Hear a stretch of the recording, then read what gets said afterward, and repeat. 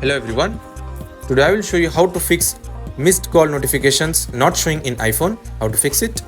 So the first thing you have to do is to turn off do not disturb. If do not disturb is turned on, DND is turned on, it will not show. Your missed call will not be shown. Now after turning it off, the second fix is to go to settings, tap on notifications, scroll down and tap on phone and make sure allow notification is turned on and everything here is turned on, lock screen, notification center and everything. Now go back again. The third fix is to reset settings. If it also does not fix, move back to third fix, go to settings, tap on general, tap on transfer or reset iPhone, tap on reset. From here, tap on reset all settings. Enter your passcode.